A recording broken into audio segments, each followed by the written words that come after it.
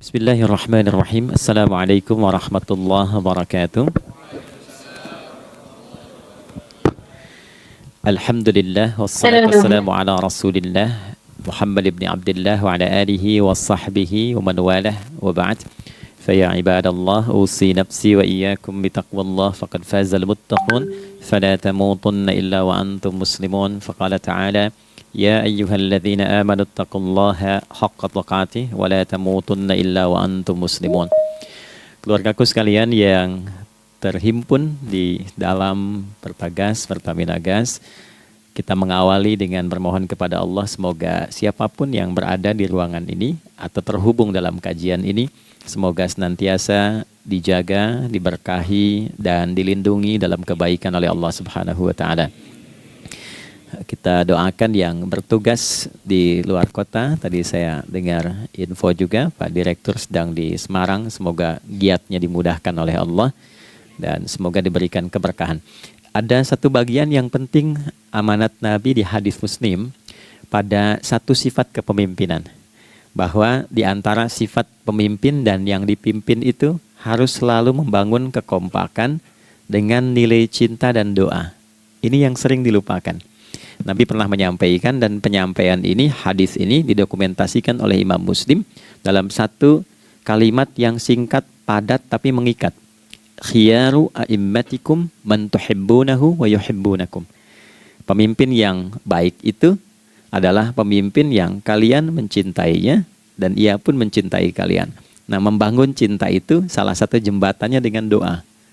Oleh karena itu, di antara doa yang dianjurkan saat Anda memulai pekerjaan, itu bukan hanya untuk pribadi, lancarkan pekerjaan saya. Tapi juga sehatkan pimpinan saya, pimpinan mendoakan sehatkan anggota saya, sehingga semua itu melahirkan sifat harmoni yang memberikan kenyamanan dan kebahagiaan dalam bertugas.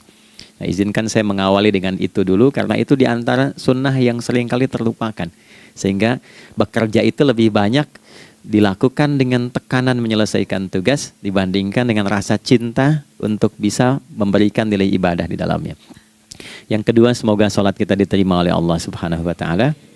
Nah, yang kedua ini tidak cukup dengan amin. Kita harus tahu dulu standar penerimaan itu seperti apa. Dan yang kedua, kenapa harus sholat? Ini poin pokoknya. Mengapa sih umat Islam itu cukup hanya misalnya dengan bersyahadat saja dipandang sudah berislam, lalu berbuat baik? Kenapa mesti ada sholat? Kenapa bahkan yang pokok sampai 5 waktunya?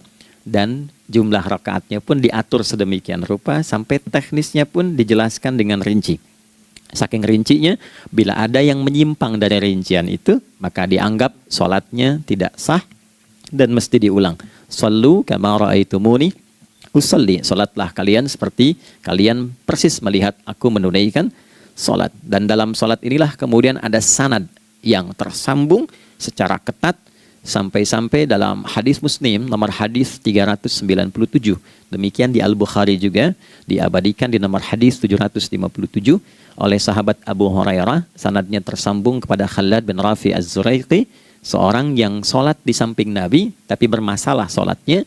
Lalu Nabi meminta beliau untuk mengulangi sholatnya. Sampai 3 kali peristiwa itu hingga beliau berkata, ya Rasulullah au kama qala alimni ma uhsinu ghairah. Ya Rasulullah, tolong ajarkan kepadaku karena aku tak punya pengetahuan lebih dibandingkan dari apa yang telah aku kerjakan. Nah, dari dasar ini melahirkan satu pertanyaan kritis ya, dan juga perlu argumentasi yang kuat secara syariah mengapa kita menunaikan ibadah salat.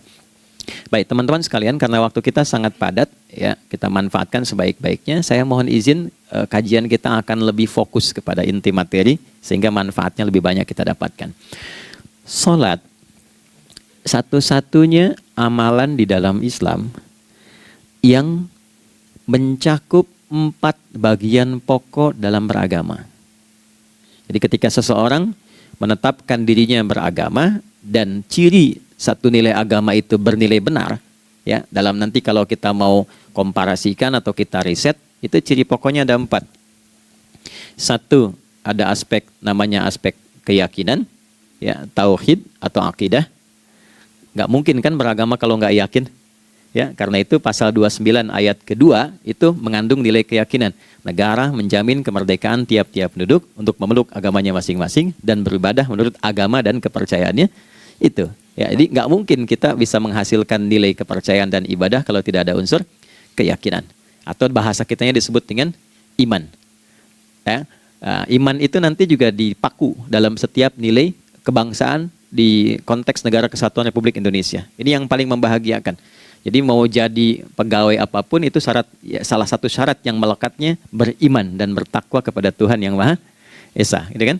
Ya, kemarin saya di BPK itu ada 11 bab Romawi, 40 pasal. Ya, di bab yang keempat pasal 13 tentang pemberhentian dan pengangkatan itu ada 11 poin A sampai K. Di poin B yang keduanya syarat menjadi bagian dari anggota BPK itu beriman dan bertakwa kepada Tuhan Yang Maha Esa. Baik, di Undang-Undang Pendidikan Sisdiknas nomor 20 tahun 2003 itu kalau kita baca dari poin menimbang ada 4, di poin B-nya saja sudah ada iman. Ya, Undang-Undang Dasar 1945 mengamanatkan pemerintah mengusahakan satu sistem pendidikan ya nasional yang meningkatkan keimanan dan ketakwaan pada Tuhan Yang Maha Esa serta akhlak mulia, baru mencerdaskan kehidupan bangsa. Ya, secara singkat, satu, agama dianggap benar kalau ada doktrin keimanan, ada akidah, ada tauhidnya. Yang kedua, ada ibadahnya. Ya, sebagai pembuktian kita beriman, buktinya apa? Ya kan? Saya beriman kepada Tuhan, kita tetapkan, misalnya Allah. Apa pembuktian keberimanan kita kepada Allah? Ya, kan pembuktiannya itu mesti diwujudkan dalam bentuk sikap. Sikap itulah yang disebut dengan ibadah. Nah, konsepsi ini ada di Quran surah ke-20 Thaha di ayat ke-14. Innani anallahu la ilaha illa ana fa'budini. Ya, sungguh aku tegaskan bahwa akulah Allah, satu-satunya Tuhan yang layak dipertuhankan dan disembah. Ketika Anda mempertuhankan aku, fa'budni, maka buktikan kebertuhananmu kepadaku dengan menyembahku. Karena itu namanya Allah punya dua arti. Satu yang dipertuhankan, kan? Ilahun wahid. Yang kedua yang disembah. Ya, jadi yang dipertuhankan dan disembah. Oke. 3. Yang ketiga harus punya unsur praktikal atau implementatif dalam interaksi kehidupan. Ya, jadi bukan cuma nyembah Tuhan, bimbingan kehidupannya apa? Implementasi dari ibadah itu. Ya, ciri umat beragama itu kan bukan hanya sekedar saya yakin, beriman, saya ibadah. Terus bukti ibadah itu dibawa dalam berinteraksi hariannya seperti apa wujudnya. Ya, makanya ketika dulu orang itu jujur, orang itu bangga dengan kejujurannya bukan sebagai orang jujur, tapi sebagai muslim. Jadi ketika ditanya, kenapa Anda jujur? Karena saya muslim. Ketika ada seorang penggembala di Sahara yang sangat gersang, diuji oleh Umar bin Khattab, ingin diambil kambingnya, kan kisahnya viral kan? Baik ya? Oh, tapi ini bukan punya saya. Bilang aja pada tuan Anda, kalau kambingnya hilang satu dimakan serigala. Lantas di mana Allah? Jawaban itu yang menggetarkan kepada jiwa. Jadi kebenaran yang diungkap dengan sikap kejujuran itu implementasi nilai beragama. Nah, jadi praktek ibadah ada di muamalah. Oke, satu akidah. Akidah dibuktikan lewat ibadah, ibadah diimplementasikan dalam muamalah. Itulah sebabnya nanti seluruh bagian tubuh kita ketika digunakan untuk bersifat dan bersikap, itu ada tuntunan iman di dalamnya. Oke? Misal, saya tanya begini ya, ini mukaddimah ya, kita belum mulai nih. Saya tanya gini, apa fungsi mata? Tuh kan, sudah keliru kan? Nah, kalau hanya melihat, hewan juga melihat. Ya? Coba kambing melihat, kan? Elang melihat. Lalu apa bedanya fungsi mata kita dengan mata hewan? Ternyata ketika kita meriset ayat-ayat Al-Quran terkait dengan fungsi tubuh kita, itu rata-rata dibuka dengan iman dulu. Quran surah 24, surah Cahaya, ayat 30 untuk laki-laki, 31 untuk perempuan. Qul lil mu'minin. Ya Muhammad katakan, viralkan pada pria-pria yang menyatakan dirinya telah beriman. Yaghuddu min absarihim, gunakan pandangannya itu yang dibimbing oleh imannya untuk melihat yang baik saja menurut standar imannya. Jadi kalau menurut imannya tak baik, gak boleh dilihat. Karena itu ketika Anda sudah mengatakan asyhadu an la ilaha illallah, asyhadu anna Muhammad Rasulullah, kalimat itu dari lisan turun ke hati, itu jadi cahaya ke bagian tubuh kita. Makanya ketika Anda melihat, itu ada cara pandang tertentu yang dibimbing iman, standarnya beda dengan tanpa iman. Kalau nggak ada iman, semua mungkin terlihat. Tapi ketika ada iman, hati kecil Anda akan bicara, ini nggak baik. Palingkan. Nah, memalingkan dari yang tak baik menurut iman, itu namanya ghaddul basar. Oke, perempuan juga begitu, setara. Wa kullil mu'minati yaghdudna min absarihinna. Dan katakan pada setiap perempuan yang menyatakan dia beriman, maka gunakan pandangan itu dengan bimbingan imannya. Ketika tak baik menurut imannya, palingkan. Ya, Anda lihat kajian di YouTube, terus ada iklan kan? Terus menurut standar iman nggak bagus, itu otomatis akan nggak suka itu. Ya, pasti dipalingkan. Ya. Anda kalau naik pesawat tuh ya, tugas keluar tuh, pertagas tugas keluar. Kalau pramugari lagi demo tuh yang dilihat pramugarinya apa demonya tuh. Nah, iman itu akan bekerja di situ tuh. Ya, palingkan tuh. Nah, sama dari mata turun ke, jangan langsung ke hati aja, ke lisan dulu kan. Ya, ke mulut kan. Itu mulut tuh ketika digunakan fungsinya, imannya disebut dulu. Ya, Quran surah 49 ayat 11 misalnya. Ya ayyuhalladzina amanu, imannya dulu. La yaskhar qaumin qaum. Ayat 12-nya la yaghtab ba'dukum ba'dha. Hai orang-orang yang telah menyatakan beriman. Kalau pakai alladzina disebutkan 1080 kali dalam Al-Quran, itu kalimatnya diksinya singkat, padat, mencakup semua tanpa sekat. Oke, jadi kalau laki-laki, perempuan, tua, muda, besar, kecil, beda strata, duniawi, itu semua tercakup di dalamnya. Hei semua yang telah menyatakan beriman, gunakan imanmu untuk membimbing lisanmu bertutur. Kalau masih merasa punya iman, jangan gunakan lisan untuk mencela merendahkan orang. Untuk bergibah, membuat hoax. Didetilkan oleh Nabi kalimatnya jelas. Man kana yu'minu billahi wal yaumil akhir falyakul khaira aw liyasmut. Siapapun. Nah, dari alladzina ketika dirinci pakai man. Ya, man itu bentuk tunggal, ya, personal, tapi maknanya general. Jadi kalau Anda, saya, kita baca ayat atau hadis ada man, posisikan Nabi sedang bicara ke kita. Ya, hei Adi Hidayat, posisikan Nabi bilang gitu tuh. Kalau engkau merasa beriman sama Allah dan yakin dihisab di hari kiamat, jaga lisanmu. Katakan yang baik dengan bimbingan imanmu, tak mampu engkau diam. Jadi cukuplah suami istri itu menggunakan satu hadis ini, pasti sakinah itu muncul dalam kehidupan rumah tangganya. Ya, itulah sebabnya kenapa sakinah didahulukan dibanding mawaddah. Hati-hati ya, Mbak, walaupun namanya sakinah nggak ada ini nggak akan datang tuh ketenangan tuh. Ya, ada yang tahu nggak rahasianya? Kenapa sakinah duluan dibanding mawaddah? Ya, 5 juta. Ya, waktu habis karena padat sekali. Maddah jamaknya mawaddah, rasa kasih yang tumbuh dari pemberian materi. Jadi kalau rumah tangga itu ingin cenderung pada kebahagiaan, boleh berbagi dengan materi. Ya, istri cemberut, Anda datang dengan senyuman, sayang, kenapa? Ya, ini emas 2 kilo, nah itu pasti sehat lagi tuh. Ya, itu mawaddah. Tapi maaf, walaupun Anda mapan bekerja, harta cukup melimpah, ruah, tapi tidak ada ketenangan di rumah tangga, tidak ada sakinah, maka hampa kehidupan rumah tangga itu. Itulah sebabnya kenapa di Quran sakinah lebih dulu dibandingkan dengan mawaddah. Saya tanya ibu deh, ibu pilih mana? Kaya tapi gelisah atau miskin tapi tenang? Oke. Saya paham itu. Saya paham. Suami juga sepakat semuanya. Artinya apa? Kita nggak bisa menghilangkan unsur ketenangan. Oke, itu hanya pembuktian argumentatif ya, supaya kajiannya lebih kepada argumen. Jadi ada akidah terkorelasi dengan ibadah, implementasinya di aspek muamalah. Nah, nanti cara bermuamalahnya diatur lewat akhlak namanya. Bagaimana bermuamalah yang baik? Kan Anda, maaf ya, berekspresi kepada pimpinan dengan kawan kan berbeda. Oke, kepada orang tua dengan anak kan lain. Nah, yang mengatur interaksi kita sehingga terjalin harmoni yang baik, itulah yang disebut dengan akhlak. Nah, 4 poin inilah yang menjadi inti dakwah Nabi SAW ketika diutus oleh Allah Subhanahu wa ta'ala. Memastikan 4 ini bisa optimal kita lakukan dalam kehidupan. Bonusnya yang kelima, selalu meningkatkan inovasi sehingga selalu mendapatkan hal baru dalam kehidupan. 5 ini digabungkan di Quran surah kedua Al-Baqarah di ayat 151. Kama arsalna fikum rasulam minkum yatslu alaikum ayatina. 1.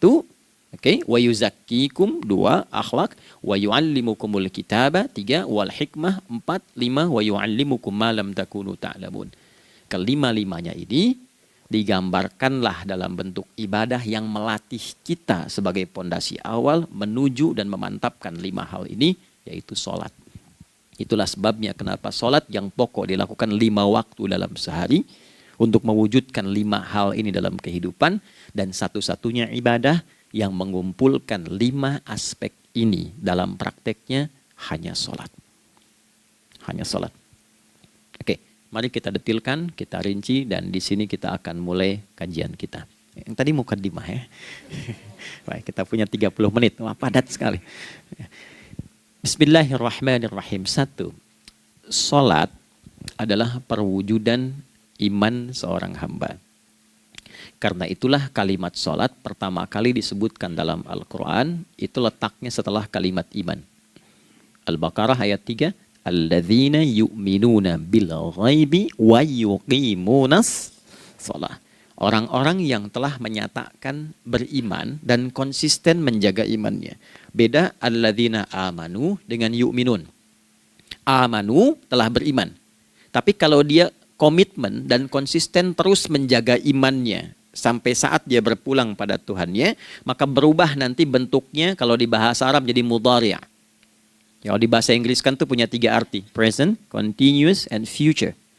Jadi kalaupun sekarang terus berlangsung sampai masa depan pun saya tetap akan beriman. Nah, pembuktian untuk menjaga iman itu pembuktian utamanya pada sholat. Itulah sebabnya satu-satunya amal ibadah dari rukun Islam yang 5 itu, ya, satu-satunya amal ibadah yang disebut iman dalam Al-Quran hanya sholat. Teman-teman boleh buka Quran surah kedua Al-Baqarah di ayat 143. Ya, di pertengahan ke ujung ayatnya. Saya percepat. Wa ma kana Allahu liyudhi'a imanakum. Dan Allah nggak akan pernah menyia-nyiakan sholat seseorang yang dikerjakan karena imannya. Ayat ini turun, ketika ada terjadi pergantian arah kiblat. Dari yang tadinya semula ke Masjidil Aqsa, lalu berputar 180 derajat, beralih ke Masjidil Haram. Nabi sedang berada di luar Madinah. Madinah tempo dulu, wilayahnya nggak seluas cakupan sekarang. Oke, kalau diilustrasikan, area sekitaran Masjid Nabawi sekarang itulah Madinah lah. Di luar itu sudah di luarnya.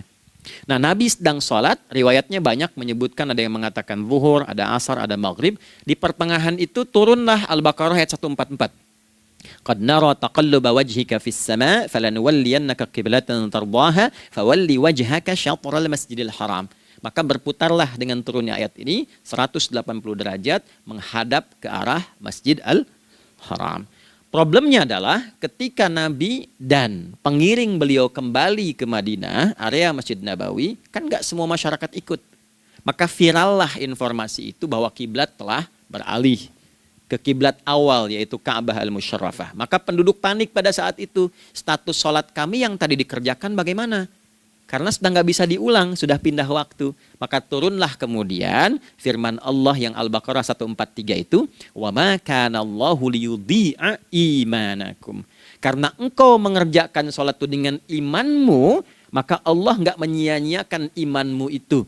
Maksudnya apa? Walaupun arah kiblatnya tidak tahu mengarah kepada sisi yang belum berubah, tetap dihitung pahalanya sempurna karena imannya. Gitu. Nah, ini nanti yang menjadi landasan turunnya Al-Baqarah ayat 115. Walillahil masyriq wal maghrib fa aynama tuwallu fathamma wajhullah. Kalau Anda sedang tugas nanti di lapangan, lalu sulit menemukan arah kiblat. Aplikasi susah karena sinyal nggak masuk misalnya. Oke. Kemudian juga matahari agak remang-remang sehingga sulit untuk terlihat patokannya. Maka dengan keyakinan, dengan iman itu, menghadaplah ke arah yang kita yakini, maka berlakulah Al-Baqarah 115. Di saat itu diterima amal ibadah kita sama dengan yang menghadap kiblat dengan dasar imannya. Oke. Nah, pengertian terbaliknya, mafhum mukhalafahnya, maka Nabi mengatakan, al-farqu bainal mu'min wal kafir tarkus shalah. Beda antara orang yang beriman dengan yang belum beriman adalah pada sholatnya. Jadi kalau ada orang mengatakan sudah beriman dan tidak menunaikan sholat, ini artinya keimanannya belum diakui sepenuhnya oleh Allah Subhanahu wa taala. Jelas ya? Halo, kenapa sedih begini? Maaf, saya terlalu cepat nggak? Enggak ya, baik. Jadi dalam poin ini penting pembedanya di sholat. Itulah sebabnya kenapa dari kecil kan, usia sekian, dari mulai 3 ke arah 7 tahun contohkan. Ya, orang tuanya sholat bentangkan sejadah. Kalau bisa kalau anak sudah mulai suka tuh kasih model sejadah yang anak-anak sukai bentuknya. Ya, dulu ada anak saya senang model mobilan, saya tidak sebutkan supaya tidak endorse gitu ya. Dikasih sejadah dengan pola itu, dia senang tuh ikutin. Kita nggak minta sholat, dia datang sendiri. Ya, nanti setelah mulai 7 tahun kan baru diajarkan dengan baik, diajak ke masjid kalau yang laki-laki. Demikian seterusnya. Ya, mengapa dari awal dituntun seperti itu? Untuk memberikan sebuah penguat bahwa penjagaan iman dimulai dari sejak dini. Ya, tapi di Indonesia saya perhatikan kelasnya sudah advance. Ya, TK sudah manasik gitu. Okay. Itu satu ya. Karena nanti kalau Nabi bilang begitu artinya akan terjadi orang mengatakan beriman tapi tidak sholat. Ya, makanya keras dari awal Nabi katakan bahwa pembeda antara orang yang beriman dengan yang baru klaim beriman itu pada sholatnya. Ya, pada sholatnya. Mengerjakan sholat maka sah status imannya, tidak menunaikan sholat maka bermasalah imannya. Itu poin yang pertama. Yang kedua teman-teman sekalian, ibadah. Kita lanjut ya. Sholat adalah bagian pokok terpenting dari ibadah. Nah, di sini kita akan mulai membuka sedikit rahasia terkait dengan aspek ibadah ini. Teman-teman sekalian, ternyata sholat ini ketika oleh Allah diturunkan dalam Al-Quran, dalam konteks penunaian ibadah, bukan berarti hanya mengkoneksikan atau mengkorelasikan hubungannya dengan iman saja, bukan. Karena saya beriman, saya buktikan ibadah nyembah Allah lewat sholat. Dalilnya Quran surah ke-20 ayat 14. Innani anallah la ilaha illa ana. Aku tegaskan akulah Allah, nggak ada Tuhan yang layak dipertuhankan dan disembah kecuali saya. Fa'budni, kalau Anda telah menyatakan beriman padaku, buktikan keberimananmu dengan menyembah saya dalam ibadah. Bentuknya bagaimana ya Allah? Teruskan ayatnya. Wa aqimis sholata. Tunaikan sholat sebagai bukti ibadah. Itu li dzikri, sebagai zikir kepadaku. Jadi korelasi antara ibadah dengan iman, sudah kita sebutkan dalilnya. Sekarang ibadahnya tersendiri ketika ditunaikan, apa manfaat dari ibadah itu? Mengapa mesti ada 5 waktu? Dan apa turunan manfaatnya dalam kehidupan kita? Kalau kita mengerjakan itu, dampaknya kepada kehidupan kita apa? Nah, inilah indahnya di dalam Islam, dijelaskan dalilnya, diberikan contohnya, diberikan alasannya, dan yang paling indah, diberikan penjelasan dengan detail tentang manfaat-manfaatnya. Ini tidak ditemukan di dalam konsep keyakinan manapun. Kalau teman-teman boleh mau riset silahkan. Ada nggak satu keyakinan agama tertentu yang dari ibadahnya tuh diatur? Cara memulainya, bacaannya, detailnya, manfaatnya, waktunya, sampai dengan hasilnya, sampai kiamatnya. Ini menunjukkan bukan karya manusia. Bukan karya manusia. Kalau karya manusia setiap orang bisa buat itu. Ya, ketika ini menunjukkan bukan karya manusia, maka pertanyaannya dengan cara apa lagi Allah memberikan pembuktian pada kita bahwa Ia Tuhan yang hak yang harus kita sembah. Nah, kalau sudah paham, mari kita rincikan turunan tentang sholat ini. Kita mulai satu-satu teman-teman sekalian dari waktu sholat. Seperti kita ketahui waktu sholat ada 5. Tapi yang sering kita dapati dari yang 5 ini tidak semua orang mengetahui tentang makna dari nama dan pembagian di waktu ini. Yuk kita mulai rincikan. Sholat yang pertama namanya apa? Gak usah khawatir menang gak dapat hadiah kalau benar. Salah juga keterlaluan. Oke, 1 subuh. Dia satu-satunya nama sholat yang punya 2 nama ya. Subuh dan fajar. Oke, Pak Fajar, Pak waktu sholat. 2, zuhur. 3, asar.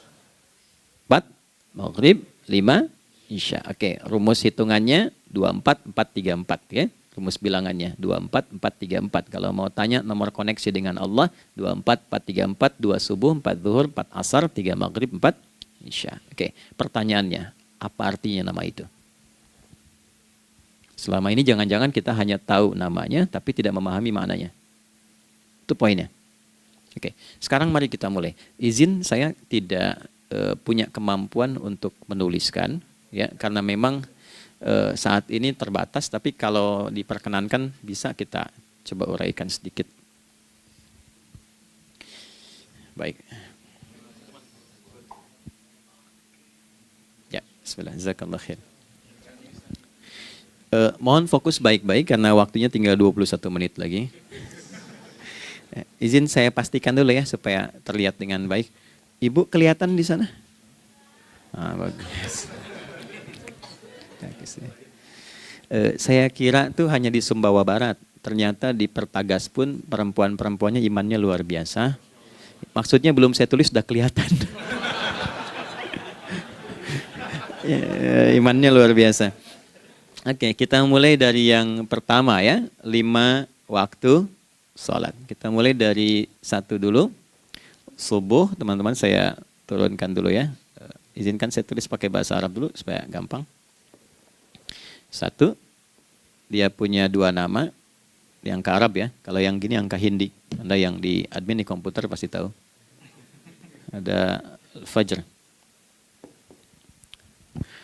Kata subuh ditemukan di Al-Quran surah ke-81 At-Takwir ayat 18. Kalau keliru tolong diingatkan. Was-subhi idza tanaffas. Quran surah 81 ayat 18.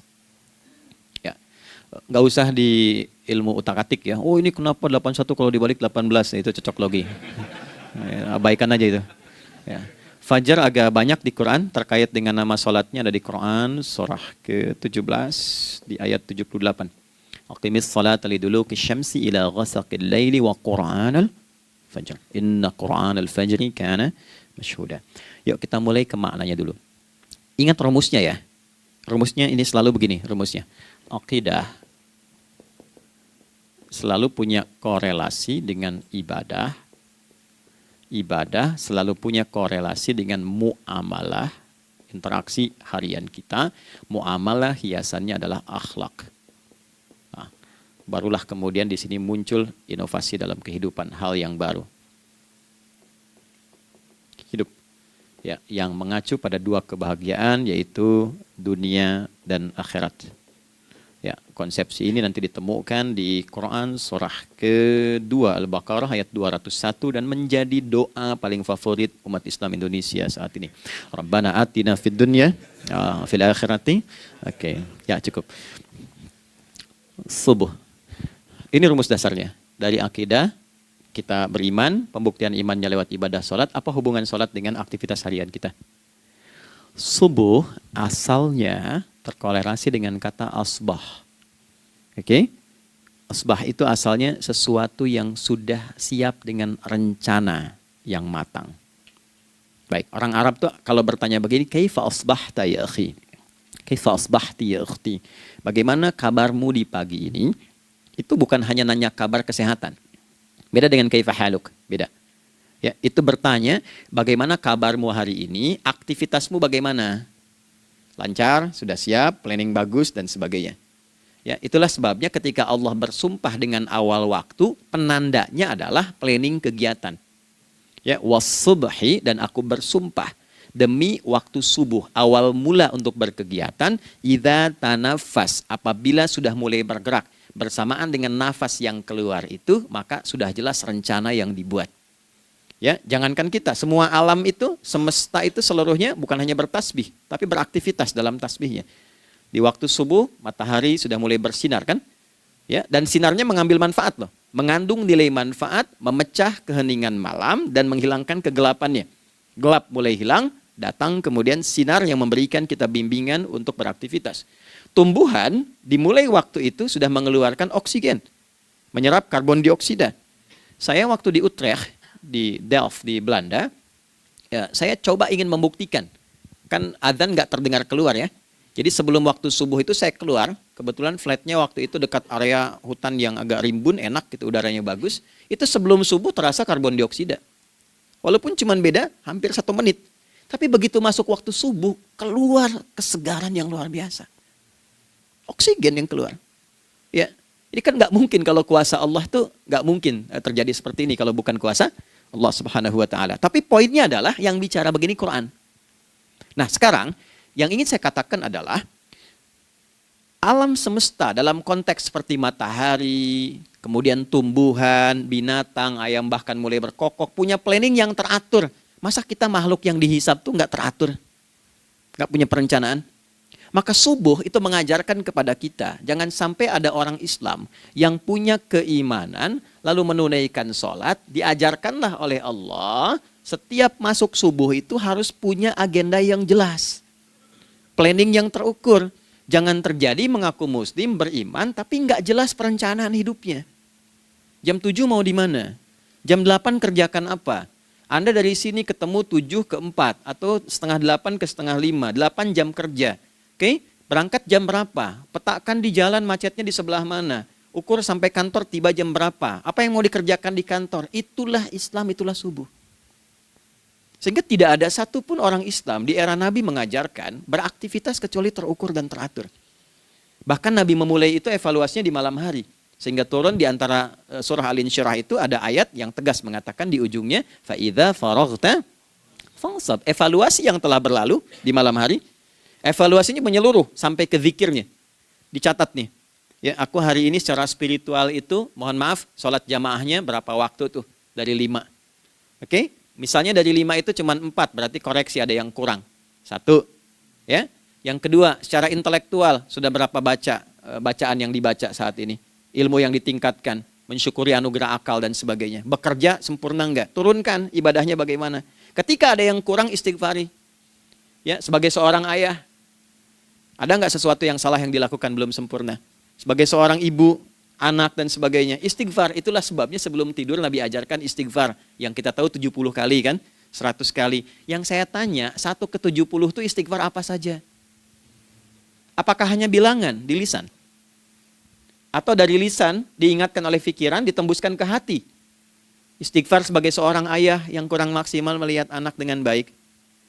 Anda boleh punya jabatan di kantor, boleh direktur, boleh manajer, boleh macam-macam. Tapi ketika Anda pulang, Anda seorang ayah. Saya di Timur Tengah disebut syekh, di sini dipanggil kiai, dipanggil ustadz. Pulang ke rumah, anak saya nggak kenal itu semua. Anak saya nggak peduli itu semua.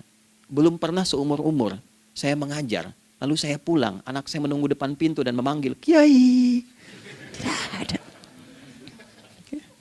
Dia ingin ayahnya. Ingin ayahnya. Kenapa nggak kita hadirkan istighfar pertama kita itu karena kita kurang perhatian.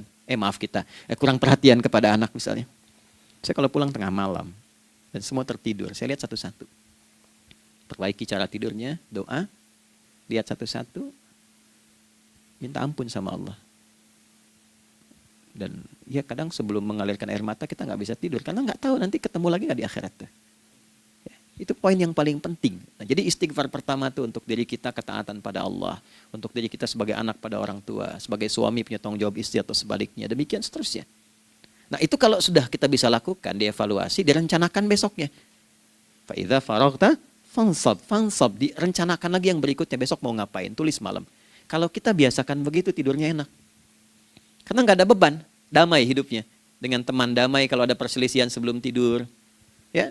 Jadi nggak ada orang mengigau itu masalah-masalah kehidupan dunia yang belum tuntas. Ini dunia saat terjaga bermasalah, saat tidur pun masih bermasalah. Gara-gara kamu nih, kapan istirahatnya?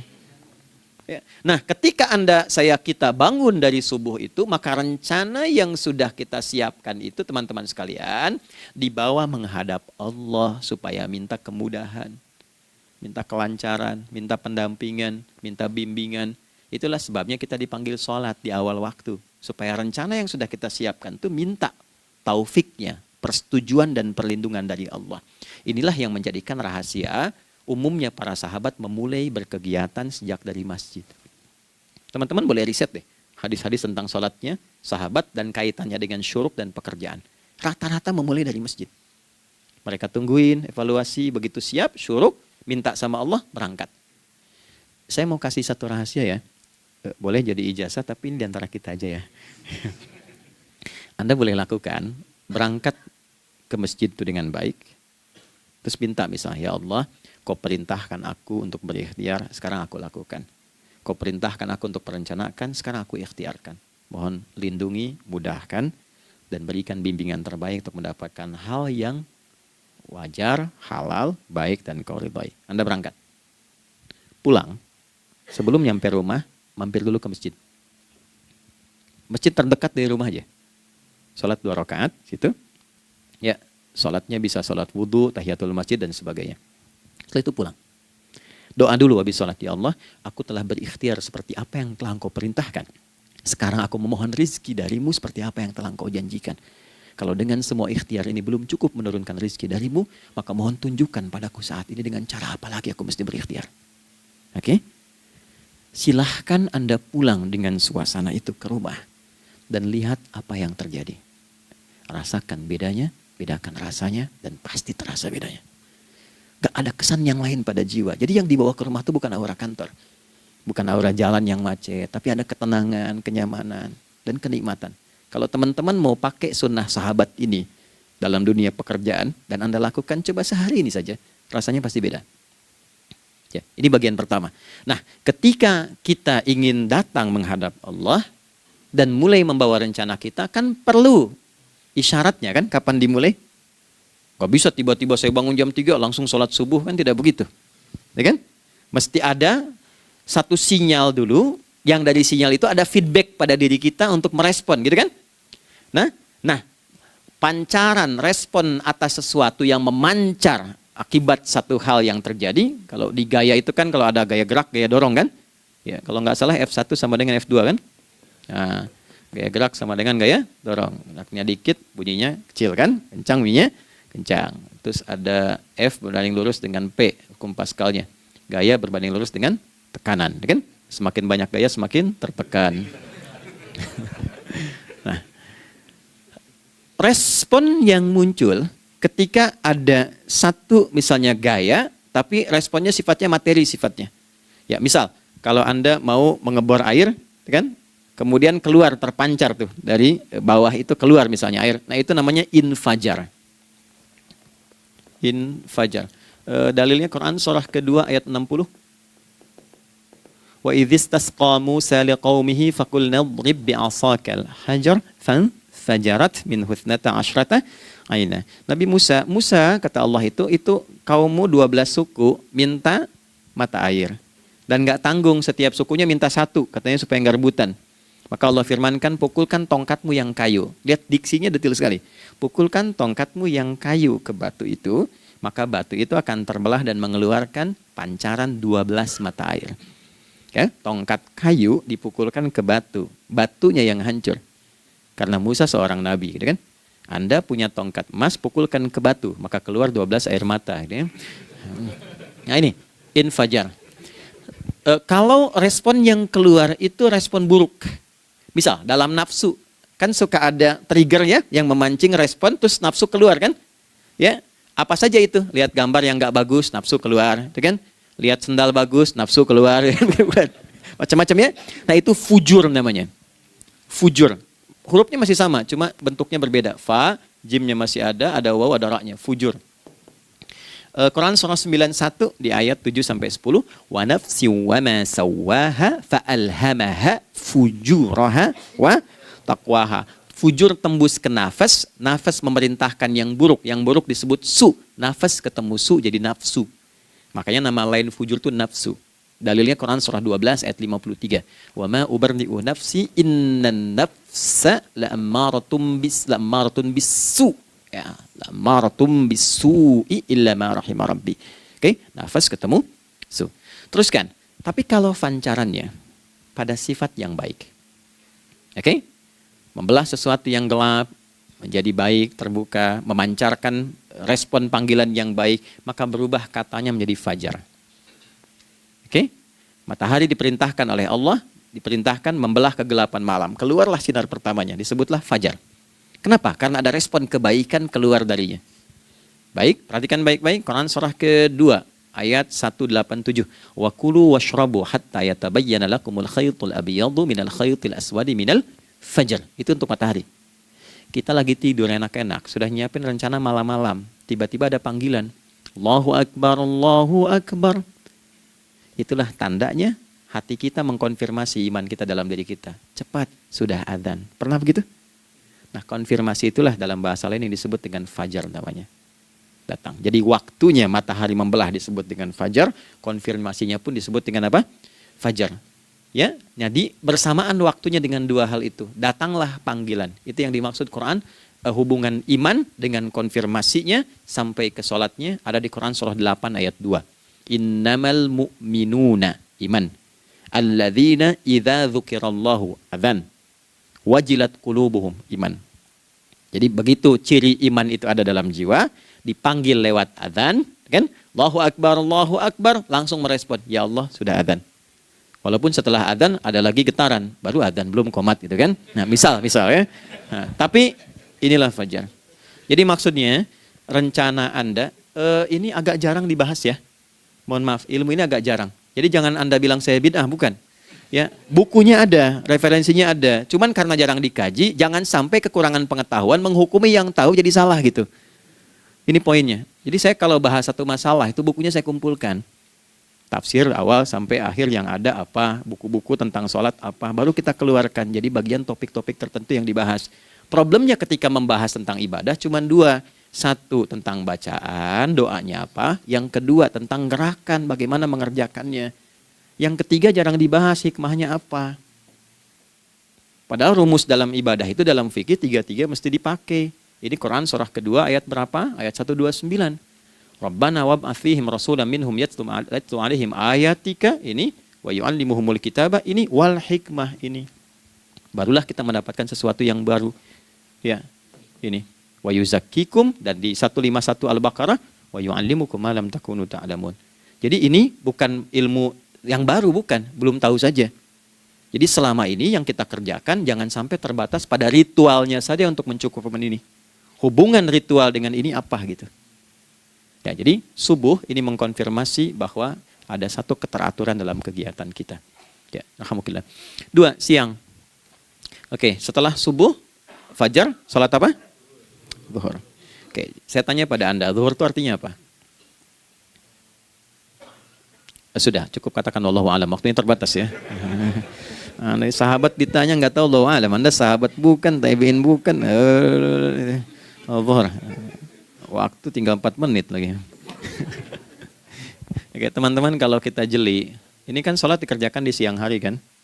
Siang itu bahasa Arabnya nahar. Naharun itu siang. Tapi kenapa sholatnya zuhur? Kok nggak sholat nahar gitu? Ya, lohor ya, jadi paksain tuh. Zuhur lohor. Ya. Terus sore biar nyambung cepat. Sore bahasa Arabnya kan masa. Masa al-khair, selamat sore. Kenapa kau sholatnya asar? Kok sholatnya namanya asar? Oke. Maghrib, isya. Isya kan malam kan? Kenapa nggak lail? Lail itu kan malam. Kalau ada yang istimewa di malamnya itu lailah namanya. Makanya ketika turun Al-Quran disebut Lailatul Qadar. Karena malamnya istimewa. Beda, lail dengan lailah itu beda. Lail itu waktu malam, lailah ada yang istimewa di malam itu. Ya, jamaknya lail, layali, lela, lili, lala, itu malam. Ibu lili, ibu malam-malam. Ya. Zuhur artinya jelas, terang. Ada idhar, dibaca dengan jelas, terang. Gak boleh dengung. Man amana. Itu kan? Ya, min husni, harus jelas. Ya, ada a, jelas. Zuhur kenapa disebut zuhur? Untuk evaluasi kegiatan kita dari setengah hari. Sudah jelas belum hasilnya? Ya, Anda punya rencana di sini, evaluasi di siang. Jelas gak hasilnya? Pekerjaan Anda yang sekarang diamanahkan dari pagi jam 7 sampai sekarang, evaluasi dulu. Dicek, jangan cuma ditinggalkan. Oke, saya sedang kerjain, tinggalin dulu sholat. Bukan begitu. Ketika akan sholat, Anda cek dulu. Dari ke siang itu tengah hari, bagaimana hasilnya? Ada yang perlu disempurnakan nggak? Ya, ketika ide-idenya mulai mentok, ada yang belum selesai, datang dulu sholat, tenang lagi. Saat tenang itulah dirumuskan kembali pelan-pelan. Kan lumayan dari jam 12 sampai jam 1. Diisi dengan baik, dilihat. Itu baru dunia ini. Kan kita ngejar ini juga.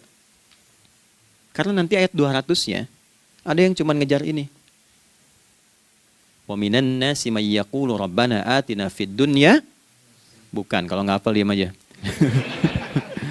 Wa minan nasi may yaqulu rabbana atina fid dunya wa ma lahu fil akhirati min khalaq.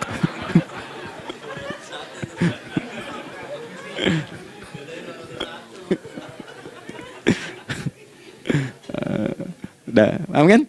Dan di antara manusia ada yang fokusnya hanya dunia yang dikejar, sehingga nggak kebagian akhiratnya. Padahal dia tahu dia mau pulang. Yang lebih aneh lagi, pengen pulang surganya Firdaus dekat dengan Nabi. Tapi tiap hari yang dikerjakan dunia, dunia lagi, berangkat gelap, pulang gelap, terus meninggal gelap juga. Kan repot. Nah, maka mesti investasi kan. Anda kalau tugas keluar kan, apalagi keluar negeri kan hukumnya beda. Bekalnya pun tidak sama. Anda tugas ke Amerika, mata uangnya sudah beda, hukumnya sudah beda. Terus pengen pindah ke alam barzah, pengen hukumnya sama dengan dunia, mustahil. Ya, makanya dimensinya beda, keadaannya tidak sama. Baju yang dipakai kan beda. Barang-barangnya nggak sama.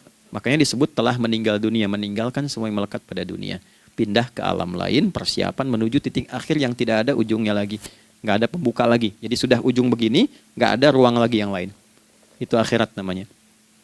Makanya di sini cuma dua pilihannya. Kalau nggak ke surga, nah itu ya. Apa investasi yang ada di sini? Maka siang itu dicek dulu, pekerjaan jadi ibadah nggak? Tadi niatin ibadah nggak waktu berangkat dari rumah? Kan? Waktu ngetik, waktu ngerjain di kantor, jadi ibadah nggak? Kalau ibadah, Anda nggak mungkin berbuat kriminal. Anda nggak mungkin berbuat maksiat, nggak mungkin nipu, nggak mungkin nyogok, nggak mungkin korupsi. Kan lagi ibadah, nggak mungkin curang. Kan lagi ibadah. Anta budallaha ka'annaka tarah. Anda itu mengerjakan segala hal sebagai ibadah, merasa diawasi Allah. Fa in lam takun tarah fa innahu yara. Kalaupun Anda merasa nggak melihatnya, Anda yakin Anda dilihat. Itulah kerja pakai iman, maka ini di bawah akidahnya. Jangan ditinggalkan. Nah, inilah yang selama ini kita butuhkan. Ya. Inilah yang melahirkan nilai etik, makanya adanya dalam jiwa. Takwa itu kan dalam jiwa, melahirkan etos. Etos mendorong kepada logos, logos melahirkan patos, kepantasan dalam bekerja. Jadi Anda sekuat apapun ilmunya, kalau nggak punya etos, itu rusak. Jadi tidak cukup akal sehat. Jiwa yang sehat itu lebih penting. Banyak orang akalnya sehat. Ingat, akal itu tidak memberikan perintah. Dia hanya merumuskan satu instruksi dalam jiwa supaya mudah dilakukan dan dieksekusi oleh fisik. Jadi akal yang sehat itu seberapa pandai ilmunya, seberapa cepat mengeksekusi perbuatan. Tapi kalau yang dieksekusi itu dari perintah nafsunya, masalah. Habis saja waktunya tuh. Ya. Ini gimana ini? Tolong jawab loh. Nah, teman-teman karena sudah habis waktu jam 1, kita baru zuhur ini. Nah, yang paling menarik itu, gini, yang paling menarik. Kalau ada orang belum sadar sampai zuhur tentang akibat kehidupan ini, maka muncullah asar. Apa asar itu? Kenapa mesti disebut dengan asar? Dan apa manfaat istimewanya asar kepada jiwa kita? Itu di kesempatan lain kita akan bahas. Teman-teman, waktunya sudah habis. Ya, saya menghargai Anda, kan tidak boleh juga saya ngajarkan tapi mengambil yang sesuatu yang tidak tepat ya. Kita buktikan keimanan kita dengan mengerjakan amanah pekerjaan di tempatnya dengan baik, waktu digunakan dengan baik. Kita saling mendoakan supaya semua kita dijaga oleh Allah Subhanahu wa taala. Maafkan saya, lain kesempatan kita berjumpa kembali untuk melanjutkan apa yang telah kita bahas hari ini. Mari kita berdoa, semoga doa kita diterima oleh Allah Subhanahu wa taala. Allahumma taqabbal minna innaka antas sami'ul alim wa tub 'alaina innaka antat tawwabur rahim. Nahmaduka kama 'allamtana an nahmadak wa nashkuruka syukran kama 'allamtana an nashkurak. Antal muqaddim wa antal muakhir biyadikal khair innaka 'ala kulli syai'in qadir. Ya Allah, kami memujimu seperti Engkau mengajarkan kami untuk memuji dan bersyukur atas segala nikmat-Mu seperti Engkau bimbing kami untuk mensyukuri segala nikmat-Mu. Allahumma salli wa sallim wa barik ala habibikal karim rasulikal mustafa al-amin sayyidina Muhammadin wa ala alihi wa sahbihi ajma'in. Ya Allah, anugerahkan kami kemampuan untuk terus bersalawat pada Rasulullah, sehingga dengan itu kami mendapatkan kemampuan yang baik untuk meneladani kemuliaan beliau dalam beraktivitas kehidupan. Rabbana la tada' lana fi maqamina hadza dhanban illa ghafartah. Ya Allah, jika ada pendosa hadir di ruangan ini atau terhubung dalam kajian ini, maka jangan biarkan ya Allah ia meninggalkan tempat ini dan kajian ini kecuali Engkau telah ampuni seluruh dosa-dosanya. Wala hamman illa farajtah. Ya Allah, jika ada satu di antara kami yang menghadiri kajian ini membawa kegelisahan, maka mohon tenangkan keadaan hatinya. Wala asiran illa yassartah, jika ada yang sedang diliputi oleh kesulitan, maka mudahkan, ringankan dan hilangkan seluruh kesulitannya. Wala maridan illa syafaitah, dan bila ada di antara kami yang diuji dengan penyakit, maka mohon angkat dan sembuhkan penyakitnya. Rabbana atina fid dunya hasanah wa fil akhirati hasanah wa qina adzabannar. Wa sallallahu ala sayyidina Muhammad wa ala alihi wa sahbihi ajma'in. Wa akhiru da'wana subhanakallahumma rabbana wa bihamdika nashhadu an la ilaha illa anta nastaghfiruka wa natubu ilaik. Walhamdulillahi rabbil alamin. Nasrun minallah fathun qarib wa basyiril mu'minin. Terima kasih untuk semuanya. Mohon maaf kami langsung pamit. Assalamualaikum warahmatullahi wabarakatuh.